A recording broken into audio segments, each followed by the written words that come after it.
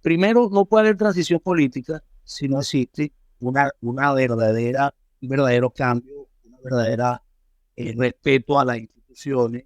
En primer lugar, bueno, como oposición, ¿no? Como oposición, creo que la gran responsabilidad es lograr ese nivel de organización. En general se dice que para que haya una transición, pues primero tiene que haber una oposición organizada que quiera esa transición y que la coalición dominante sufra un quiebre. Hola, hola, bienvenidos nuevamente a Un Dilema Más, un espacio donde hablamos de diversos temas de relevancia nacional e internacional. Y pues sé que nos hemos politizado bastante y le informo que este episodio no será la excepción porque tenemos 3 invitados de lujo. Es un Dream Team realmente para debatir sobre la transición política o una posible transición política en Venezuela. Sé que es un tema complicado, pero así que es muy bueno. Por un lado tenemos nuevamente de invitados al doctor Federico Peña. Bienvenido, Federico. Gracias. Un placer escucharme de tu programa. Gracias a ti por participar siempre. Y por otra esquina, por otro lado, tenemos al compañero Andri Goncalves, que estuvo con nosotros en el episodio pasado y vale destacar que fue estupendo. Bienvenido, Andri. Gracias, Giancarlo. Siempre un placer estar aquí. Además, saludar a los invitados. Mis saludos, mi respeto. Vale, gracias, Andri. Excelente por siempre estar con nosotros. Y por último, y no menos importante, al colega politólogo, que es nuevo invitado, Enrique Colmenares, que está por culminar una maestría, también vale destacar, en políticas y gobierno en la metropolitana y hace una especialización de Derecho y Política Internacional en la Universidad Central de Venezuela. Bienvenido. Muchas gracias por invitarme. Ya. Vale, excelente. Bueno, ya he presentado a los tres. Ya le expliqué la dinámica. Vamos a darle cada uno 2-3 minutos para informarle el tiempo que le queda. Le voy a decir una palabra clave, por ejemplo, time, para que vayan cerrando su idea. Y bueno, luego que los tres participen, se le da unos minutos adicionales para que complemente su idea o su argumento. ¿Vale? Entonces, el tema de hoy es transición política. Y voy a hacer una definición corta para entrar en contexto de cómo se entiende la transición política desde, digamos, de la ciencia política. Entonces, señalaré que es una definición básica desde una perspectiva general, y el término de transición política hace referencia a un proceso de cambio mediante el cual un régimen preexistente, político y o económico es reemplazado por otro, lo que conlleva la sustitución de valores, normas, reglas de juego e instituciones sociales o asociadas a este otro diferente. ¿Ok? Entonces, bueno, aclarado el punto, voy a iniciar con la primera pregunta, que es la siguiente. ¿Cuáles son las características y o factores que debe suscitar para que haya una transición política efectiva en el país? Y podemos empezar con el señor Federico Peña. Bueno, como siempre, muchas gracias por invitarme. Realmente dos buenos colegas y profesionales a la mano. Vamos a darle bastante contenido a la respuesta que tú necesitas. Bueno, primero, no puede haber transición política si no existe un verdadero cambio, un verdadero respeto a las instituciones, una realidad plena de lo que se necesita para que se dé un cambio político. Características aquí, por lo menos, si nos vamos a lo que estamos viviendo hoy día en este país, en nuestro país, para que exista una transición política, primero debemos lograrlo sea electoralmente o bajo el criterio más idóneo, que haciendo una posición clara, objetiva, y de que ya la gente se sienta que está representada en ese nuevo cambio. Porque uno de las personas que hoy día están en este momento en la palestra pública, en este sentido, fue elegida María Corina Machado. En virtud de esto, yo creo que para que en el país exista una transición política real, lo primero es que nosotros debemos lograr nuevamente a través del pueblo, es que el pueblo manifieste e indique a los que están gobernando que ya se le acabó el momento de ellos mantener y sostener un gobierno que no han podido lograrlo, y que la gente llora, grita por un cambio. Ok, excelente. Bueno, te damos el espacio, Andri. ¿Qué opinas? Gracias, Giancarlo. Bueno, fíjate, hay mucha bibliografía respecto a este tema por parte de muchos autores. Sin embargo, yo quiero destacar unas variables que desde mi punto de vista son importantes, ¿no? Porque, bueno, la pregunta va precisamente vinculada con eso, ¿no? Digamos que estas variables son más directamente vinculadas con la acción política. Tienen que ver con el nivel de cohesión de la coalición gobernante, los actores contendientes, es decir, la oposición, su nivel de organización, y la naturaleza de los cambios que se plantean dentro de la oposición que quiere acceder al poder. Entonces, bueno, esto vale la pena, por supuesto, analizarlo a profundidad. Por supuesto, hay factores externos, estructurales, que también tienen cabida en el análisis, pero a mí sí me gustaría enfocarme en estos temas porque creo que aquí está el meollo del asunto para lograr la transición en Venezuela. Ok.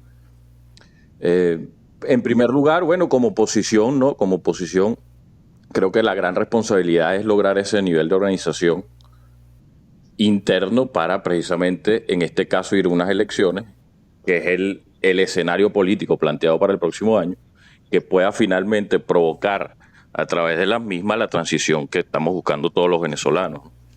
Por eso es que además ir a esa elección con una candidata, un liderazgo legitimado en unas elecciones primarias, creo que le da mucha fuerza al planteamiento, ¿no? de precisamente lograr la transición.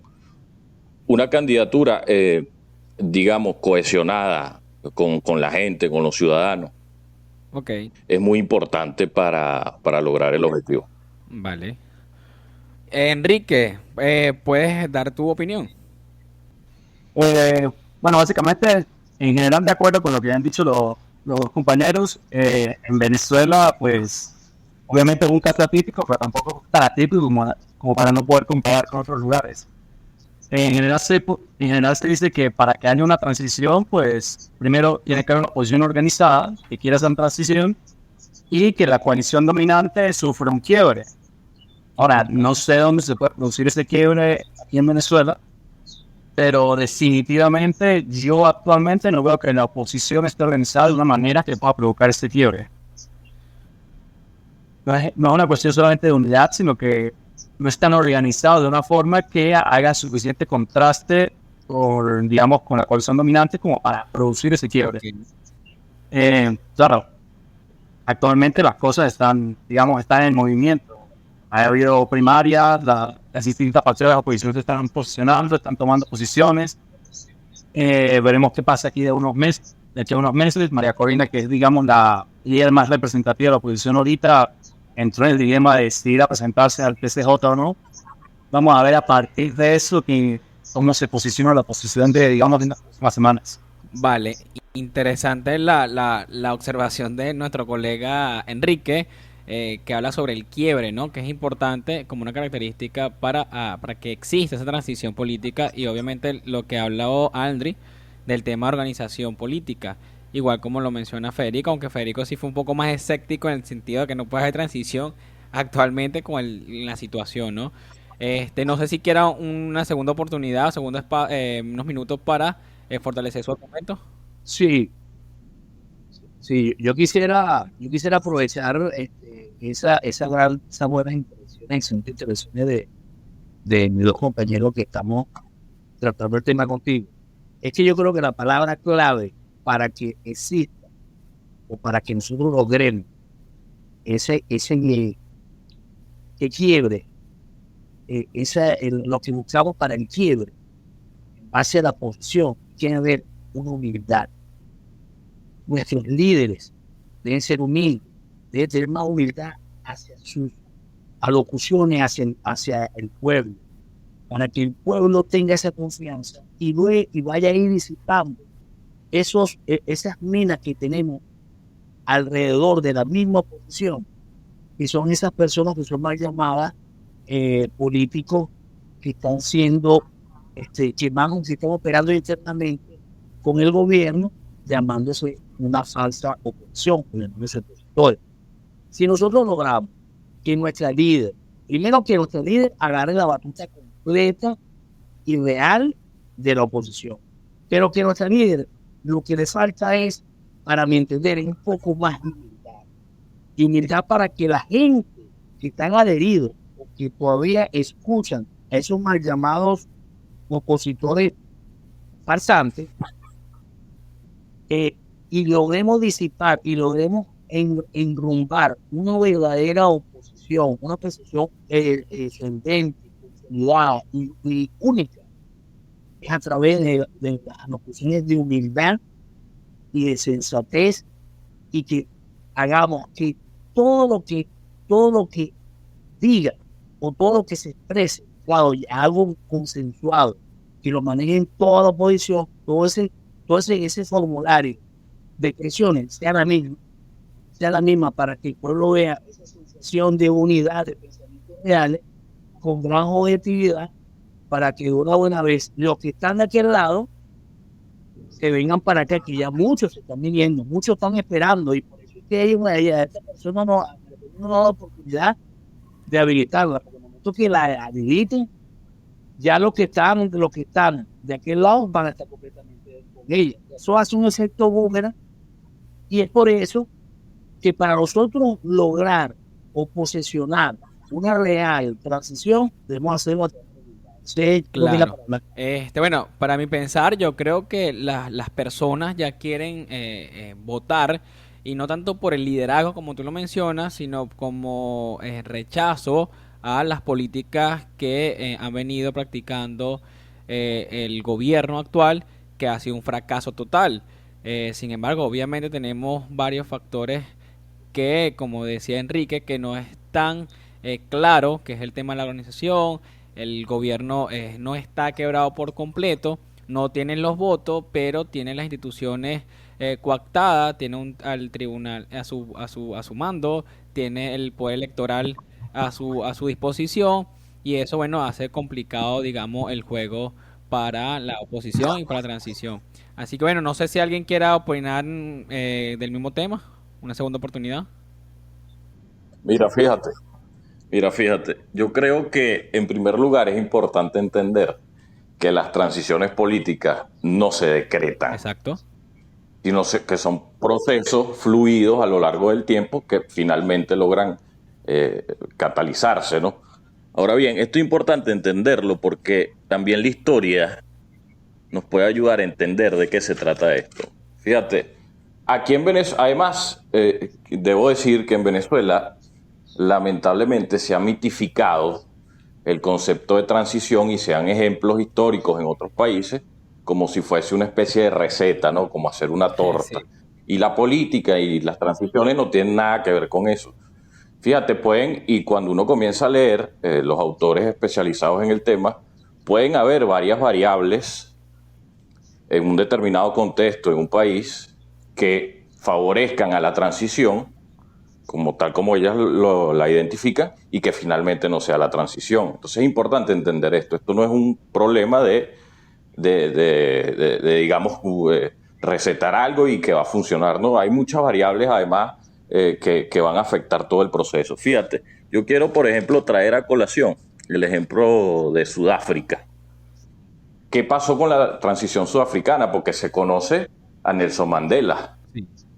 Básicamente se mitificó la transición sudafricana a través de Nelson Mandela, pero cuando tú te adentras a leer y a estudiar la transición sudafricana, entiendes que fue un proceso muy complejo. No es que Nelson Mandela salió mágicamente de la cárcel y fue presidente de Sudáfrica. Porque a veces uno escucha cuando ponen estos ejemplos algunos políticos y yo digo, bueno, pero ¿qué es esto? Pues esto es magia. Y por supuesto que el estudio y la política no se trata nada de eso, ¿no? Entonces, fíjate, ¿qué pasó en Sudáfrica? En mi opinión, la transición sudafricana, que la pone mucho de ejemplo aquí, en Venezuela, como ejemplo a seguir, tuvo mucho que ver Con el gobierno. con los factores que estaban en el poder y propiciaron la transición. Okay. Frederick de Klerk, que era el presidente de Sudáfrica, los finales de los años 80, fue el gran impulsor de la transición sudafricana. De hecho, él es el que comienza a desmantelar el sistema del apartheid, que era el sistema de segregación racial en Sudáfrica. Él lo hace desde el poder. Entiendo. De hecho, él es además el que termina soltando a Nelson Mandela. Entonces, y después es que se negocia con Nelson Mandela, o bueno, mientras estuvo en prisión, se negocia de que, bueno, vamos a darte la libertad y tú finalmente serás presidente de Sudáfrica. Pero además de eso, destacar otras cosas. La presión, las sanciones que tenía Sudáfrica en ese momento tuvieron mucha influencia en el proceso de transición. La presión que ejercían los aliados tradicionales de Sudáfrica, es decir, el Reino Unido y los Estados Unidos de América, fueron fundamentales para desmantelar el sistema del apartheid y lograr la transición sudafricana. Entonces, bueno, si tú te vas un poco más académicamente, ¿qué te encuentras? Que lo que pasó en Sudáfrica fue una transición tutelada. Ahora, llévalo ahorita a la realidad venezolana. ¿Te parece que desde el poder hay un intento de democratizar el país como hizo de Klerk en Sudáfrica? Para nada. Por ejemplo, a mí me parece que no. No, no la hay. Entonces, cuando se hacen estos análisis comparados de manera muy liviana, se termina uno por equivocar. Entonces, yo creo que hay que entender las transiciones como procesos diferenciados, que sí se pueden resaltar algunas características que puedan coincidir, pero finalmente son procesos que no puedes copiar, pues, a mano calzada en cada uno de los casos. El proceso chileno a mí me parece muy interesante, otro ejemplo que también se da mucho aquí en Venezuela. Mira, yo creo que, por ejemplo, en Chile, la presión del gobierno de Ronald Reagan hacia Pinochet fue fundamental. Ok. De hecho, en 1986, los Estados Unidos fueron los que impulsaron una resolución en las Naciones Unidas donde precisamente denunciaban el abuso de derechos humanos que había en Chile por parte del gobierno de Pinochet. Es decir, traigo a colación a los Estados Unidos porque era un aliado natural de Pinochet. Ellos, a partir de cierta época de los años 80 del siglo pasado, de parte del gobierno de Reagan, se da una especie de apertura a los procesos o apoyo a los procesos democráticos que se estaban desencadenando un poco por toda América Latina. Okay. Y ellos impulsan precisamente eso, ¿no? Entonces, porque también la transición chilena se vende como una especie de ejemplo a seguir. Bueno, por supuesto que tuvo sus logros, pero hay autores que dicen, chilenos, que dicen que fue incompleta, por ejemplo. Hay que recordar una cosa. Luego de que Pinochet pierde el plebiscito, él queda como comandante en jefe de las Fuerzas Armadas durante 8 años más. Por darte un ejemplo de que sea una transición, ok, pero con muchas concesiones, ¿no? Fíjate, él queda como jefe de las Fuerzas Armadas durante 8 años más.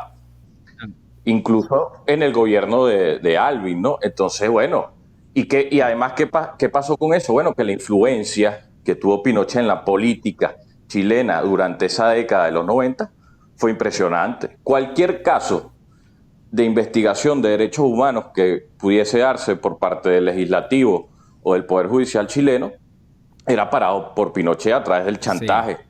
Era un tipo que, por ejemplo, cuando se enteraba de algún tipo de investigación hacia su régimen, no solo a él, sino a sus colaboradores, hacía ejercicios militares o acuartelaba a las tropas como jefe del ejército, de las Fuerzas Armadas. Entonces, todas esas cosas hay que tomarlas en cuenta, porque además hay que entender que las transiciones finalmente son procesos difíciles, no son lineales y no se decretan. Ok, sí, entiendo entonces tu punto y creo que también es un factor que para que haya transición, que es lo que está argumentando el tema del que el gobierno internamente negocie, ¿no? Porque como en Sudáfrica y en Chile que mencionaste, ambos no fueron excluidos en la transición, el gobierno que preexistía, ¿no? Que era de Klerk, que creo que quedó vicepresidente, si no me equivoco, y lo como que comentaste con Pinochet, correcto, que quedó como jefe y creo que luego quedó como senador y es importante, ¿no? Entonces como que correcto, para que haya transición no podemos excluir al gobierno, ¿no? Lo que dices entonces, o son partes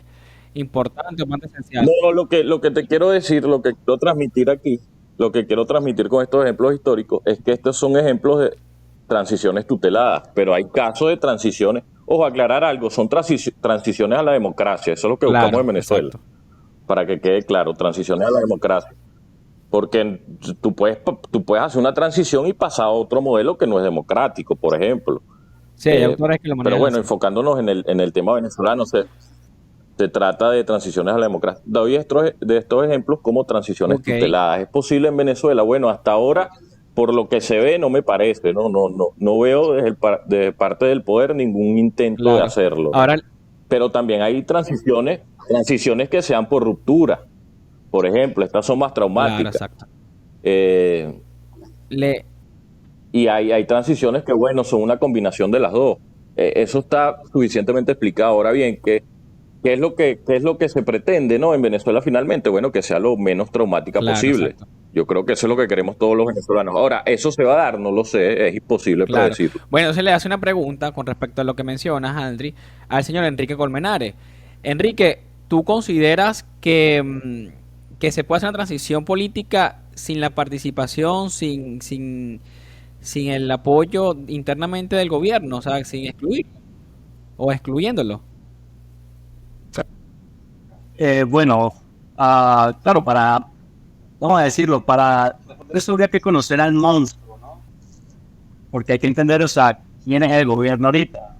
En el sentido de que, bueno, está el PSV, que es el partido del gobierno, pero también puede decir que otra facción del poder, que parte de, digamos, la élite gobernante, es las Fuerzas Armadas. Después tiene una serie de, digamos, después también tienen ciertos intereses internacionales. Es decir, puede pasar una transición aquí sin que, por ejemplo, Cuba quiera evitarlo y tenga, de paso, herramientas para evitarlo. Después también tienes grupos altamente ideologizados, tienes grupos paramilitares, grupos regulares, tienes grupos armados que están en la legalidad que también, digamos, tienen un caballo en esta carrera, por decirlo de alguna manera. Entonces, por eso es que se habla de quiebre, ¿no? Una transición con o sin el gobierno, pues hay que ver dónde es el quiebre y quién y qué facción de ese quiebre quiere hacer la transición y cuál no quiere que se haga, ¿no? Porque claro, vamos a ser sinceros, el chavismo ha sido muy bueno en mutar para adaptarse y mantenerse en el poder. Lo vemos de hace un proceso que empezó hace, digamos, 3, 4 años, que creemos que un sector que era históricamente opositor, como eran los empresarios, hoy en día más bien se puede decir que está alineado con el gobierno. Sí. Entonces, ¿a quién se añade, a quién no? Obviamente, cuando se dé la transición que sirva, se verá, habrá que tragar pesado y pues dejar que se queden los que tienen que quedarse y sacar los que hay que sacar. Sí. No porque uno quiera, sino porque toque, entiendo. ¿no? Entonces será un poco difícil. Es que se pueda dar una Exacto. Ahora, que se pueda dar una transición con o sin el gobierno, yo creo que en el escenario actual de Venezuela, cualquier transición, como decía el compañero, no va a ser tutelada. Es decir, no va a ser el gobierno que va a decir, bueno, vamos a democratizar, nos vamos a abrir, nos vamos a brindar libertades. Va a ser más una cuestión de se le obliga a que dé concesiones. Ahora, ¿cómo se le obliga? No sé. Organización ciudadana, protesta, elecciones, coordinación con factores extranjeros o internos. No sé, pero definitivamente no va a ser algo tutelado, es decir, no va a ser el gobierno que va a decir, bueno, la verdad es que hemos gobernado muy mal y hay que hacer cambios. No, va a ser porque se le obliga a, digamos, a transicionar a algo un poco más democrático. Ok, entiendo. Y sí, bueno, es así, efectivamente. Bueno, gracias. Bueno, vamos entonces a la segunda pregunta, que es que sí creo que se ha mencionado ya en esta primera, y es cuál es el papel de la oposición política y o los partidos políticos para que se llegue a esa transición venezolana. Podemos empezar con Federico. Sí, bueno, fíjate que prácticamente abarcamos las dos preguntas. Sí, por eso mencioné que lo tocamos. Porque nuevamente, lo que acaba de decir ahorita compañero, y también lo dijo, bueno, los dos lo dijeron. Cuando hablamos de quiebre, cuando hablamos de historias, de esas historias, la chilena, la sudafricana, todo eso tiene que ver con el origen de lo que estamos hablando, que lo acabo de decir yo. Si nosotros logramos tener el líder o nuestro líder con su equipo, un equipo grande, amplio, multiplicador, de que logre dar esa llegada a todas aquellas instituciones que perdimos. Por ejemplo, el empresariado. Tenemos una generación de empresarios que está totalmente con el gobierno, pero que tienen padecimientos o obligados están con el gobierno. Pero si nosotros logramos darle nuevamente ese empresariado comienza a actuar de la manera que debe actuar, haciendo una política objetiva, opositora, o diciendo al gobierno, sí, que vamos a hacer esto, pero si tú no estás cumpliendo con esto totalmente desviado a la aplicación de la Constitución, de las leyes. Sí, pero igualmente la iglesia nuevamente se parece que se congeló la actitud de la iglesia, los gremios, todo. Bueno, nosotros necesitamos que, y parte de esa necesidad es la palabra humildad. Nosotros necesitamos grandes comunicadores políticos que logren llegarle a esa gente, de recuperar lo que perdimos, que ayuden a nuestra candidata que se escogió en la primaria, a que logre esa conformación, esa alianza unitaria, perfecta, que nos prepare y nos indique y nos abra el camino o logremos ver el horizonte conjuntamente en unidad para poder nosotros. Federico, hay una pregunta. O sea, ¿Tú consideras que ese escenario es viable? O sea, ¿tú crees que la oposición lo esté buscando, lo esté trabajando por ello actualmente? Bueno, al yo decirte, hijo querido, yo a nombrarle a usted la unidad, es porque veo ganamos y no veo ese escenario, porque si tenemos a unos opositores falsarios, no todos son unos falsarios, es un grupito de los falsos, que son los que tienen el trato directo con el alto gobierno, pero los que están detrás de ellos no, los que están debajo de ellos no, dice el que nosotros diremos encomienda, porque solamente se beneficia una parte y tienen engañado al resto de sus seguidores, igualmente el gremio empresarial, igualmente. O sea, nosotros debemos buscar convertirnos todos unos grandes políticos de unidad, de unificación de criterios, para prepararnos y lograr de que llegue el mensaje también, que llegue el mensaje también, porque todas las Fuerzas Armadas puede señalarlo, solamente hay un grupito nada más.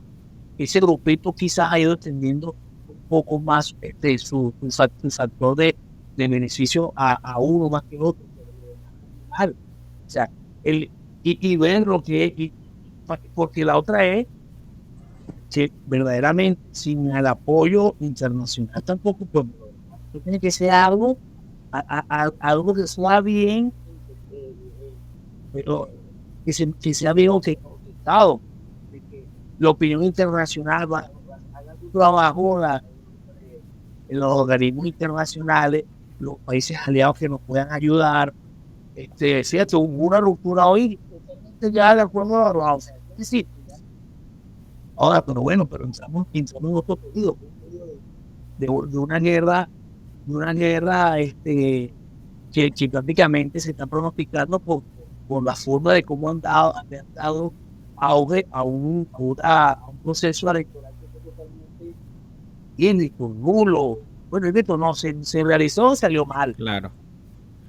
O sea, entonces todo eso forma parte de que aquí hace falta, compadre, el nivel político, el disenso político, el debate político, llevarlo a las esquinas, a todos lados, de que la misma gente sepa de que si existe una oposición, de que si existe gente que quiere cambio, no solamente pedir el voto de Bolsonaro, sino también lograr que el venezolano se genere y ayude también para que se logre una verdadera transición a través del voto, a través de todo, a través de la negativa hacia la actitud del gobierno. O sea, tiene que recuperarse el empleado público. O sea, porque aquí no existe federación de trabajadores, aquí todo se acabó, y eso es el deber de nosotros recuperar. Y sobre todo, un equipo multidisciplinario. Y este hombre con tratando de que su espectáculo, de que todo llegue a la realidad que Claro, es buscar la... exacto.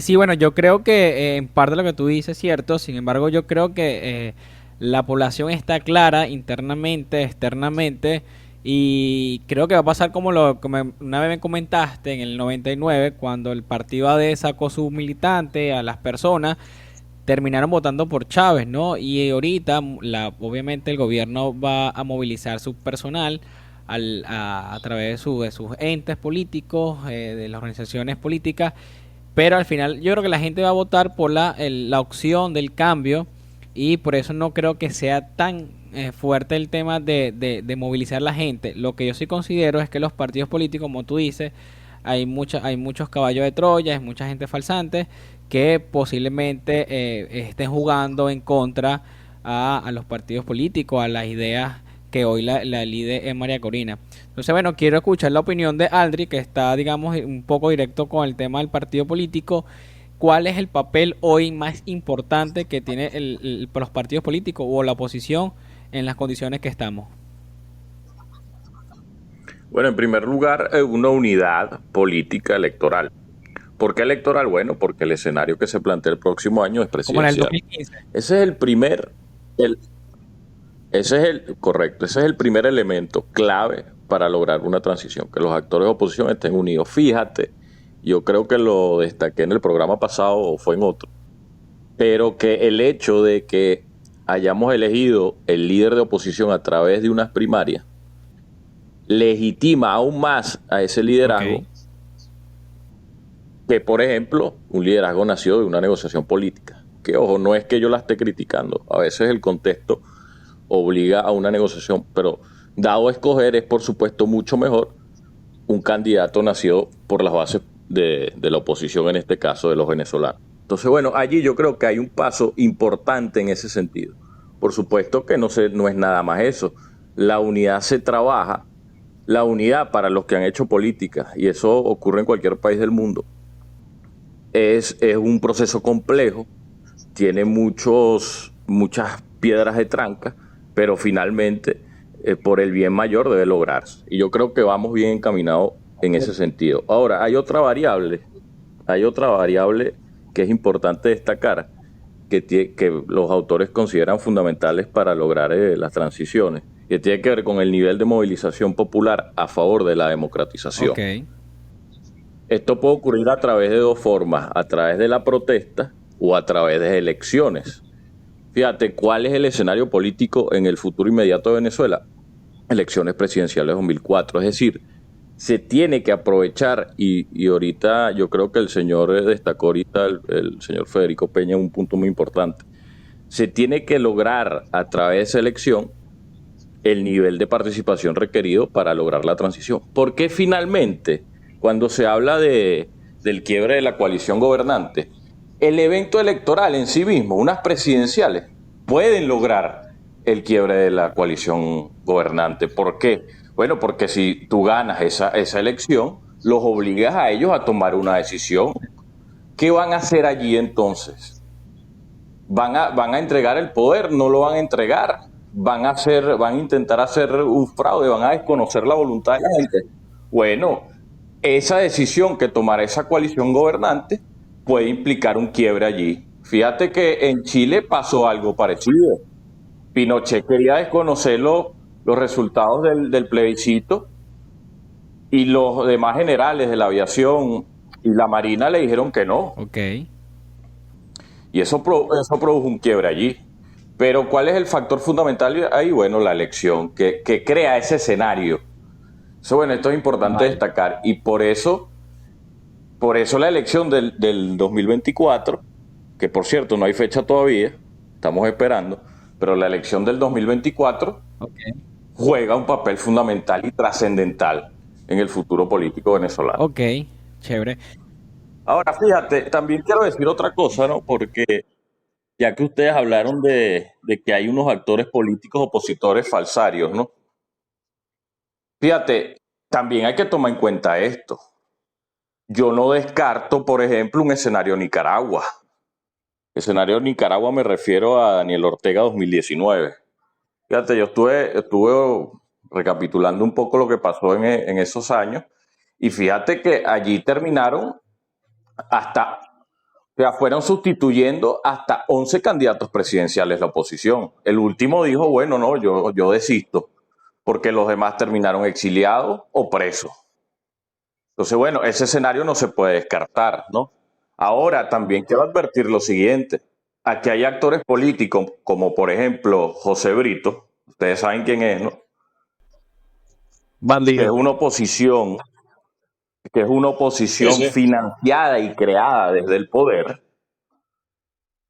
que si me lo plantean como un actor clave para lograr una transición, bueno, lo que de verdad me están planteando es una falsa transición. Esto en el escenario de que este régimen se radicalice aún más y no permita que, digamos, la oposición verdaderamente opositora logre participar en esas elecciones. Y digan, bueno, el que les queda es José Brito. Bueno, vamos a ver una cosa, esa transición, y ese es el tipo de transición que quieren, bueno, es una transición falsa. Eso hay que decirlo con mucha responsabilidad también, ¿no? No es ese tipo de transición hacia la democracia que estamos buscando los venezolanos. Que nadie se equivoque tampoco. Porque yo me voy a trasladar a la cuestión de Varina. Porque aquí se utilizó mucho ese argumento, o se sigue utilizando la tesis de Varina, porque funcionó. Bueno, eso funcionó en Varina.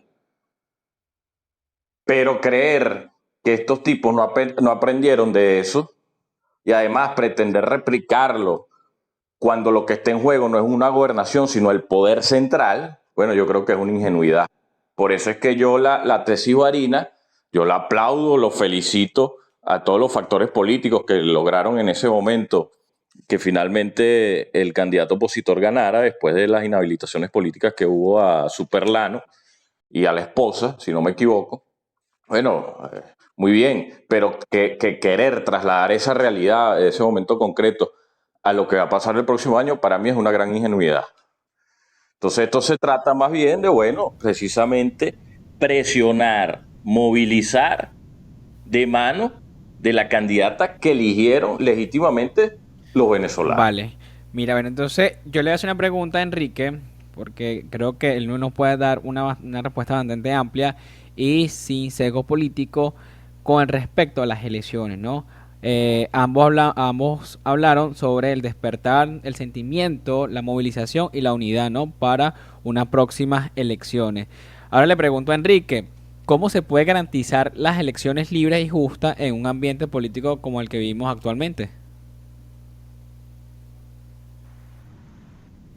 Bueno, ¿cómo se pueden garantizar? Voy a ser sincero en esto. No se pueden garantizar. ¿Ok? Es decir, hay que trabajar para lograrlo, por supuesto. Hay que mover las fichas que se tienen que mover para aumentar la posibilidad o aumentar o mejorar las condiciones. Ahora, ¿cómo se pueden asegurar o garantizar? No se puede completamente. Hay que trabajar para lograr el mejor resultado posible. Pero, ¿qué se puede hacer? Bueno, por ejemplo, como decían los compañeros, movilización de masas. Es decir, es una cuestión no solo de que la gente vote en contra del gobierno, que obviamente el rechazo al gobierno chavista actualmente es muy alto, sino que la gente vote en pro de algo. De paso, hay que tener un buen candidato. Ahora, si el candidato es el María Corina u otro, aquí entra el tema de los alacenes, que yo creo que existen esos falsos opositores. Hay que asegurarse de que haya un candidato que sea genuinamente opositor y que sea, digamos, competitivo, que sea un candidato potable para la gente. Porque, claro, creo que la oposición ha acumulado muchos errores durante los años y muchas veces esos errores, uno de los principales errores era esa repartición de cuotas, ¿no? De que tal vez yo no soy popular, yo no soy carismático, no hay manera de garantizarme honestidad, pero yo merezco mi cuota, así que o me la gano, o retiro mi partido, o retiro mi fuerza, o retiro mi apoyo. Eso es un problema con el que la oposición ha tenido que lidiar. No sé si actualmente eso se ha solventado.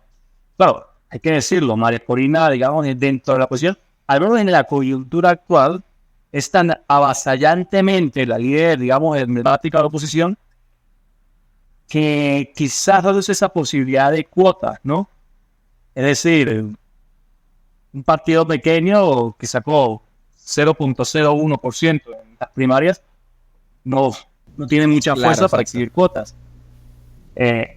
Entonces, tal vez, solamente por un escenario fortuito, el hecho de que María Corina tuviera un mandato tan, digamos, un resultado tan ridículamente avasallador, reduce esta posibilidad de Sí. cuota, Y ¿no? creo que ya lo mencionó también. No sé si, por ejemplo, no sé si María Corina será la candidata, quizás sí, quizás no, habrá que ver cómo mueve sus fichas, o si ella elegirá a un abanderado, no sé, quizás, o si ahora se pondrá de acuerdo con otras personas para tener una lista de candidatos, no lo sé, la verdad es que todavía falta tiempo, esas cosas son inciertas, hay muchas opciones que se tienen que analizar. ¿Qué diría yo que tiene que hacer la oposición para garantizar, o bueno, mejorar sus posibilidades de unas elecciones limpias que puedan ganar? Bueno, primero un movimiento de masa, es decir, no se basa solamente en agarrarse del descontento de la gente contra el chavismo, sino también dar digamos, un proyecto país potable para una mayoría de gente, ¿no? Pero que se vea honesto, que se vea honesto y que se vea genuino, ¿no? Tal vez uno de los grandes problemas de la oposición es que siempre el discurso siempre lo marca el chavismo y la oposición siempre está, como dice, oposición, oponiéndose. No hay, digamos, claridad en qué es lo que la oposición haría diferente al chavismo. Segundo, bueno, definitivamente coordinar con los factores internos y externos. Yo diría que tal vez salirse de los partidos, ¿no? Porque, o sea, hay una amplia masa de gente que está dispuesta a participar políticamente, pero que no quiere que esa participación sea cooptada para el beneficio de un partido.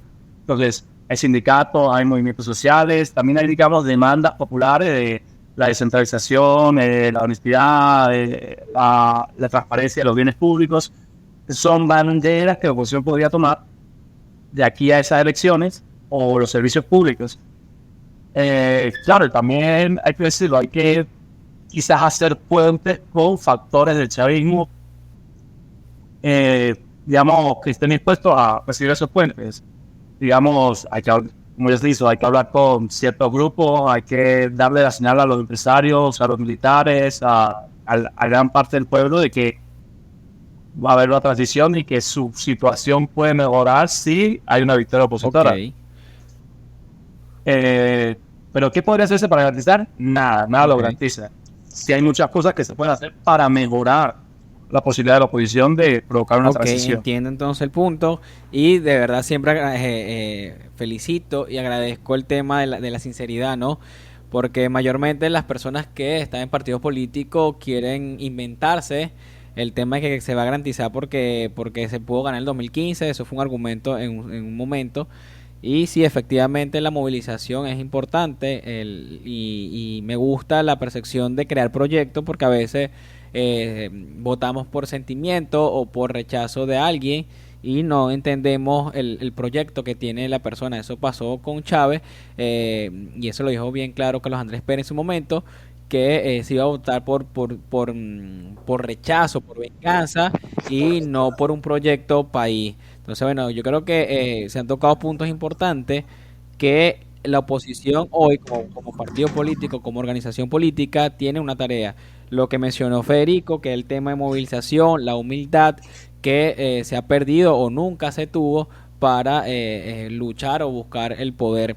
El tema de la unidad, como lo mencionó Andri Goncalves, es importante. Yo creo que los partidos políticos tienen que asumir que hoy la líder es María Corina y es porque legitimó su poder su convocatoria, su legitimidad a través de las elecciones, que fue una barbaridad, 92% de apoyo. Así que es como dice Enrique, no creo que va a tener que negociar mucho cuota de poder porque no hay, ahorita los partidos políticos no están movilizando gente.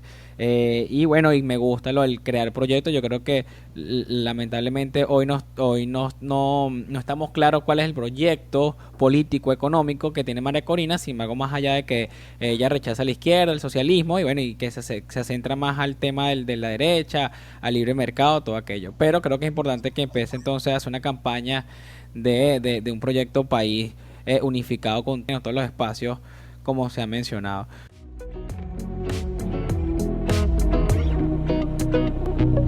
Esto fue la primera parte de este episodio. Si te está gustando, suscríbete y atento para la próxima parte. Gracias.